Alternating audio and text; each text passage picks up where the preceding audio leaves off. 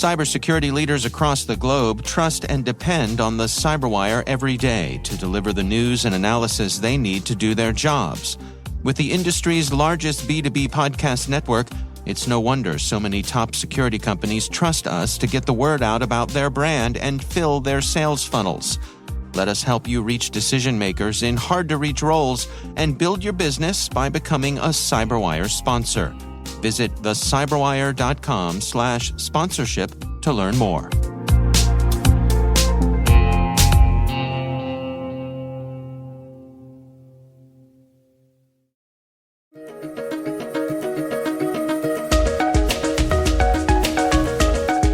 Hello, everyone, and welcome to the Cyberwire's Research Saturday. I'm Dave Bittner, and this is our weekly conversation with researchers and analysts, tracking down the threats and vulnerabilities, solving some of the hard problems of protecting ourselves in a rapidly evolving cyberspace. Thanks for joining us.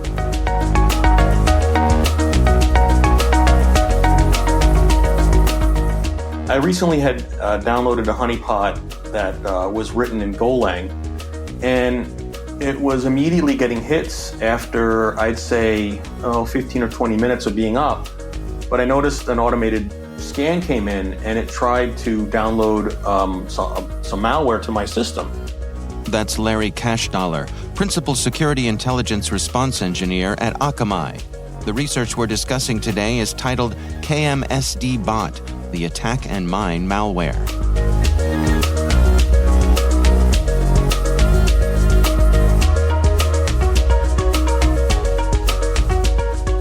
And normally the hits are just, SSH scanners and folks just looking to drop a XM rig on there and do some mining. But I noticed an automated scan came in, and it tried to download some malware to my system. I'm like, oh, that's interesting. The honeypot didn't download the malware because it's just not working properly yet. So I manually downloaded it and realized it was written in Go, and I'm like, oh, neat, a piece of Go malware. even more for you to continue your education in Golang, right? I've been working on learning how to reverse engineer malware or Golang malware, and I'm like, oh, so this will be something I can sink my teeth into. So I started digging into it, and I'm like, okay, this is actually kind of interesting. And then I started a document, just to sort of take notes and write stuff up. And then where I live in Florida, we got hit with a hurricane. So that kind of delayed my research for about 2 weeks. And then I got sick. So that delayed my research another week and a half. Insult to injury, right? This is just the real world interfering with the technical world, right? Yeah, and I'm guessing I had COVID, but I never tested positive, even though I kept testing, and I was pretty sick for a couple of days with a fever.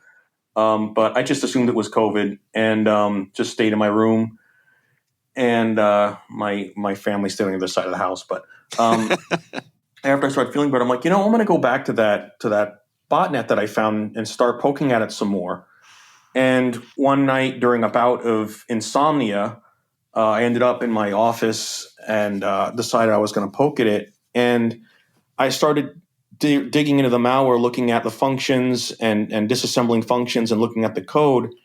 And I realized, I'm like, this thing looks like it has a pretty simple command and control structure where it sends a simple OX2, or it starts off with a null byte. It sends to the command and control server. The command and control server sends back a hexadecimal 1. And then the response is hexadecimal 2. And I'm like, okay, I'm going to sit and write a Golang program to emulate this malware to see if I can talk to the C2. And then this is 3:30 in the morning. And so then I managed to get this little piece of software to talk to this command and control server, and it's sending a heartbeat with the OX01, OX02 back and forth every second or so. I'm getting a response. I'm like, okay, neat. I'm talking to C2. And then I see an attack command come in. And I'm like, wait, attack commands are just in clear text? So I'm like, well, this is even neater. So then I wrote this little tool to log the attack commands, and then I actually detonated the botnet in my lab on a network where the outbound traffic is heavily throttled. It only can get I think 32 kilobits per second out. So if there's any attacks, it doesn't. Its damage is limited. Right. So I had it running there and was watching it for a couple of days, and then I saw that they actually had revised the malware and had another version of it that had more functions in it, and it actually had a new command and control server. So I'm like, okay, I'm just going to monitor this malware for a while, and then take notes and write it up. And I'm expecting to have 2 more blog posts on this malware after this. So there's a lot more to be told about it. So it's up and coming research. Yeah. Well, let's go through the things that you've discovered together here. I mean, starting out with just sort of some high-level stuff. What is the goal of these folks? What does it seem to you as though they're after? So in my research and in my mind, in my observations, the malware seems to be specific to the gaming. Well, initially it looked specific to the gaming industry. It looked like it was specifically targeting third-party GTA hosting servers. So for folks who aren't gamers, I'm not a gamer. I had to ask my 13-year-old son Max what there's a company called 5M that they host GTA servers on their network where you can actually run a GTA Grand Theft Auto server and have your friends connect to it and play on your own server. So it looked like it was specifically written to target those servers because there were actual functions in the code that said attack 5M, and the packets that were being sent had authentication tokens specific to the 5M protocol for their system. So what it looked like to me was it was something to send a packet to initiate either authentication or a session, and then just overwhelm the server and try and take it offline by just repeatedly saying, I'm going to start a session with you, and then just never respond. The malware also has the ability to mine crypto, which it has functions to actually start and stop a crypto miner. It has functions to load different random wallets that are in a list. And then I actually haven't seen it do any crypto mining yet in my observations of it. It's mostly been used for DDoS. But I figured that the people who wrote this initially, I think, wanted something that they could use to take down certain gaming servers and then mine crypto when in the interim. But this botnet can also be used to target arbitrary folks. So you can send a command to have it attack anything, not just 5M, which we'll get to some of the other targets that as this thing branches out.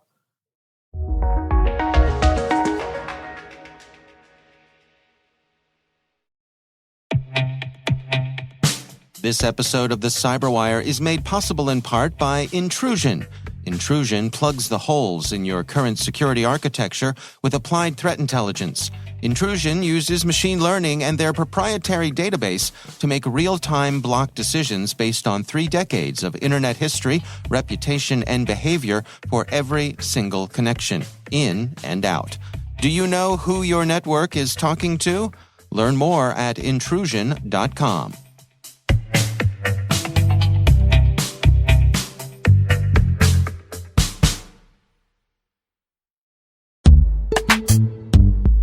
And now, a word from our sponsor, Datadome.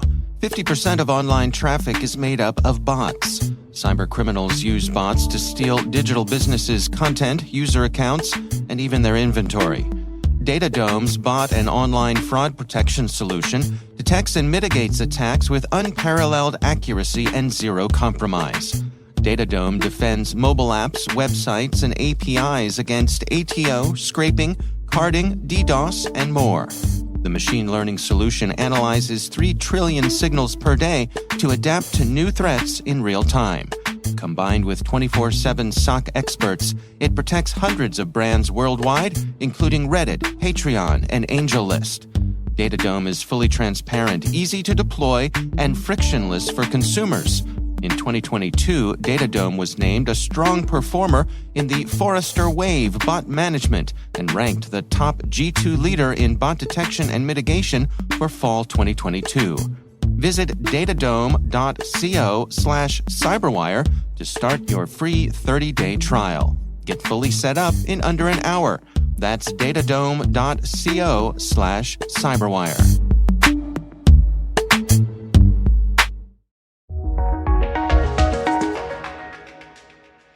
So, in terms of the DDoSing, we hear about rivalries among different folks in the gaming world. Does it seem like that's what this is, like a nuisance kind of thing, where you're going to, take down the folks who you have a bit of a beef with and take down their server? That's what I initially thought. I initially thought that these were fellow gamers that developed this, and they were using it to specifically target gaming sites. Now, what changed my mind was that they actually started targeting universities, and they started targeting high-end automobile manufacturers of like the highest end. And then they started targeting churches in Germany, and then government websites in Brazil.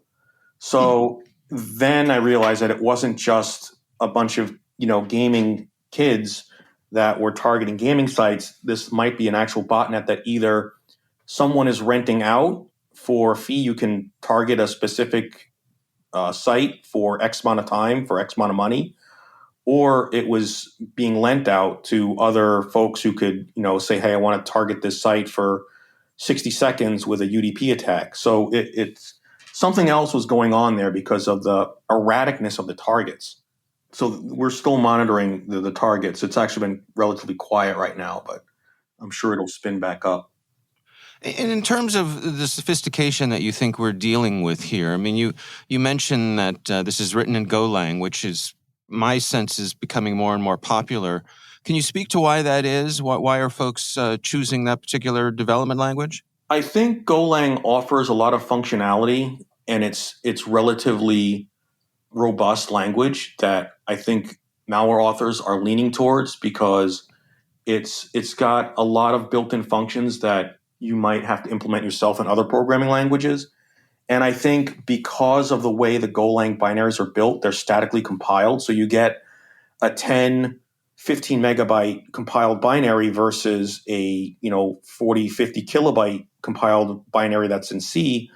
I think the malware authors are realizing that it's harder to reverse engineer Golang because it's more of a ball of spaghetti, really, is what the Golang binaries are.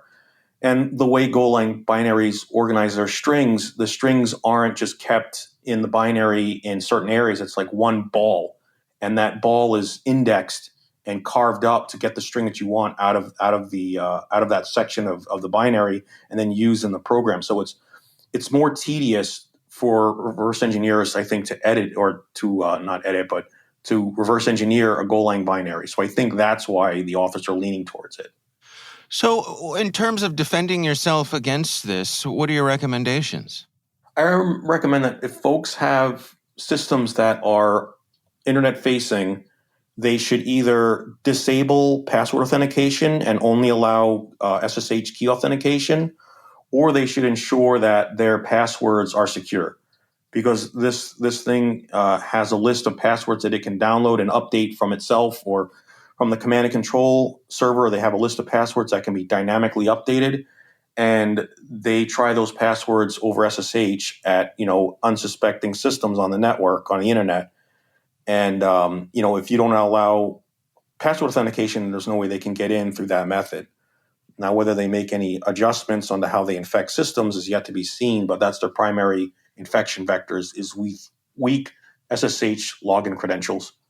And to what degree are they attempting to be stealthy here? Are they making a lot of noise, or they're trying to sneak around in the shadows? At this time, it seems like they're not being very stealthy. The command and control IP address is it's in the top list for malicious IP addresses that we've noticed this last 2 weeks. And it seems like the malware itself doesn't try to keep persistence. It doesn't try to add itself to cron. It doesn't try to do anything like that. and it just generally will run as whatever it's logged in as. So at this time, it seems like it's an initial implementation of the botnet, and it's not really trying anything too stealthy yet. I'm curious, just as a little aside here, could you give us a little bit of your insights when it comes to spinning up honeypots themselves? I mean, what sorts of things do you do as a researcher to make them most effective? I try to make them look as real as a legitimate system as possible. And in some cases, I've actually used legitimate systems as a honeypot, where I've actually taken like an SSH Docker and modify the SSH daemon on it to log the session to disk rather than, actually use an SSH honeypot. This was actually just a Docker image that was running with a backdoored SSH daemon. So that's some of the stuff that I'll do as a researcher to try and, get the bad actors to think that the system's a legit system when it's actually me monitoring their actions. And where do we stand in that arms race in terms of the bad actors being able to detect honeypots and folks like yourselves trying to make them look as real as possible? I feel like we're always neck and neck. It's cat and mouse. They think of something, and then we think of something, and then one of us outdoes the other one, and then the other person catches up, and it just seems to go back and forth. Some of the more popular honeypots out there, like Cowrie, are easily fingerprinted, so they're effective in getting some traffic, but not all traffic. So it's really been a challenge to sort of just keep up with everything. You mentioned that this is the first step of some continuing research you're going to do with this particular bot. What does the future hold here? What sort of things are you going to take a look at next? I'm going to investigate the actual attack commands and the attack traffic in one of the blog posts. And then we're gonna examine a misstep that the bot authors took when they were attacking a site, and I'll go into that when I actually write the blog post. But it's actually an interesting story.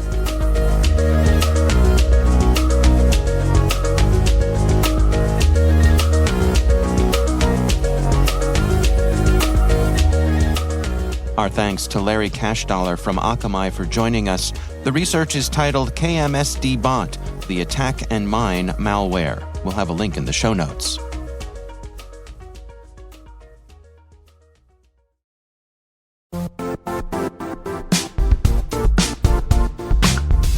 Arm your team with the latest news and trends in the evolving cybersecurity landscape with CyberWire Pro Enterprise. Our unlimited pro content will allow you and your team to accelerate and sustain cybersecurity awareness and knowledge. Get access to searchable and accessible news in cybersecurity, business, policy, privacy, disinformation, and more. Find out about our education and military discounts by inquiring at thecyberwire.com/pro.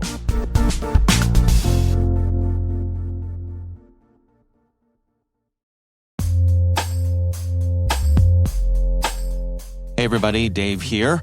We love what we do here at the CyberWire and are proud to be able to provide news and insights that top leaders and decision makers rely on every day. We'd like to give a huge thanks to our many sponsors that make all of this possible and invite your company to join them in reaching over 250,000 unique listeners and 50,000 readers each week. Find out about opportunities to bring your brand and messages to the most influential audience in cybersecurity. Visit thecyberwire.com/sponsorship and join in on the action.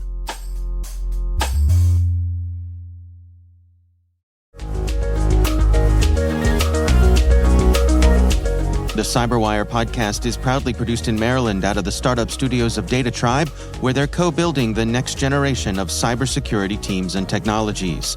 Our amazing CyberWire team is Elliot Peltzman, Trey Hester, Brandon Karpf, Eliana White, Peru Prakash, Liz Irvin, Rachel Gelfand, Tim Nodar, Joe Kerrigan, Carol Terrio, Maria Vermatzis, Ben Yellen, Nick Valecki, Gina Johnson, Bennett Moe, Catherine Murphy, Janine Daly, Chris Russell, John Petrick, Jennifer Iben, Rick Howard, Peter Kilpie, Simone Petrella, and I'm Dave Bittner. Thanks for listening. We'll see you back here next week.